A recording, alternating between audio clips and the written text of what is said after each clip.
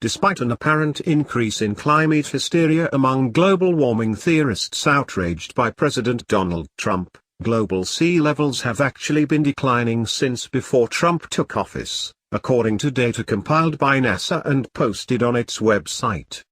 The official data, compiled from satellite observations, shows that levels dropped from a variation of about 87.5 mm to under 85 mm over the last 2 years.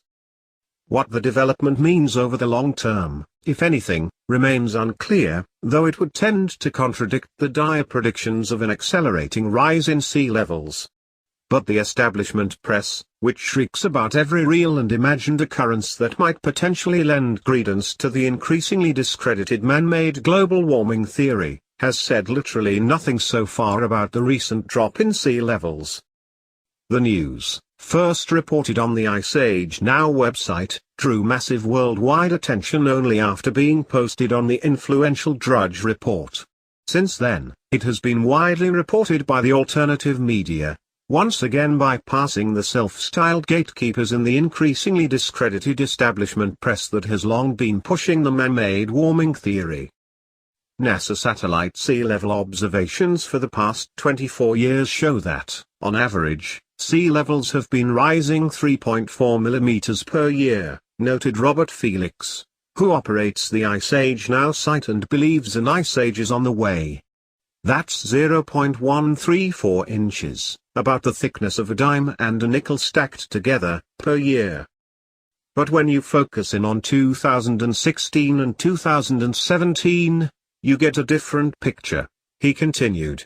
Sea levels fell in 2016, and with all of this winter's record-breaking snowfall, I wouldn't be surprised if they decline again this year. Using NASA's own chart and zooming in on the area covering January of 2016 through March of 2017, the decline in sea levels is clearly visible. Other analysts suggested the development debunked yet again the climate hysteria pushed by self-interested warming theorists. These data, of course, clearly contradict the false narrative of rapid, never-ending rising ocean levels that flood continents and drown cities, a key element of the climate change boogeyman fiction that's used to scare gullible youth into making Al Gore rich, wrote Mike Adams, chief of the enormously popular Natural News. It is not the first time in recent years that the sea level has fallen, even based on NASA's own data.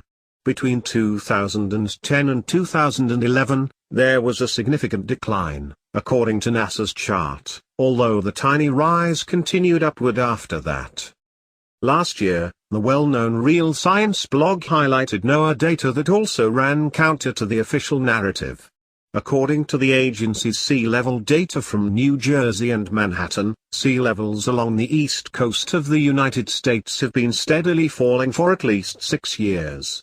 Sea level rise rates on the Atlantic seaboard peaked around 1950, explained the author, who goes by the name Stephen Goddard, pointing to NOAA's data. There is no human footprint. None at all. Of course, U.S. government data, especially on anything related to climate change in recent years, is notoriously unreliable. And in fact, both NOAA and NASA have come under fire repeatedly for altering temperature data in a manner that tends to make the past appear colder and the present appear warmer. Both have also come under fire for hyping their phony data in outlandish and misleading press releases discredited by their own data. But occasionally, even NASA publishes studies and data debunking the climate hysteria and the phony claims of climate gurus. For instance, in late 2015, NASA published a study thoroughly debunking bogus United Nations claims about allegedly melting ice in Antarctica allegedly causing sea level rise. In the real world, the ice was growing at a massive rate and causing a net loss to sea levels, completely contradicting the UN's claims. In addition to pseudoscience and manipulated data pushed by rogue U.S. government agencies, the UN Intergovernmental Panel on Climate Change, IPCC, has become notorious for publishing fake science and absurd predictions, especially in its summaries for policymakers. This has been true across a broad range of fields. On sea level, for example, the manipulation and agenda-driven fraud was so absurd that even the UN's own hand-picked scientists resigned in disgust. Professor Nils Axel Morner, one of the world's foremost experts on sea levels and the retired head of the Paleogeophysics and Geodynamics Department at Stockholm University, who served as an expert reviewer for the IPCC's sea level section, said the UN was publishing known errors, even after he made them aware. While there are indeed fluctuations in sea levels around the world over time, the sea is not rising, said Morner. Indeed, in around 50 years that he has been studying sea levels using a broad range of different tools and metrics, levels have not risen, he said. If there is any rise over the next 100 years, it would not be more than 4 inches, with an uncertainty level of 4 inches, he explained. In 2010, he told the New American that by serving as an expert reviewer for the IPCC's sea levels section, he had the opportunity to understand the UN body's inner workings. And it is doomed to fail, he said. Speaking of the chapter on sea level he was supposed to review, Morner said it was of very poor quality. And the hysteria surrounding sea level rises, like most of the IPCC scaremongering, is not grounded in reality, he added. Morner also explained that the UN panel chose its authors based on loyalty, not credentials. And despite warning the IPCC about errors, they mostly ignored his advice. But the anti-science attitude came back to haunt them eventually. The Climategate mega-scandal that exposed leading alarmists trying to deceive the public was wonderful, Morner exclaimed, calling it an iceberg of shame and adding that there was still much to be discovered. Now, the scientific community must begin to restore the credibility of science.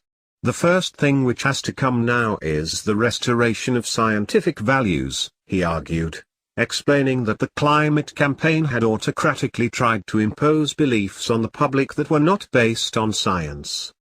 Still, he expressed confidence that the truth would eventually win out. In the September 4th issue of the print magazine, The New American will be publishing an in-depth investigation on sea levels and climate change as a cover story by Ed Heiserot and Rebecca Tyrrell. In the meantime, the man-made global warming theory and the absurd predictions of its proponents will almost certainly continue to implode on the world stage.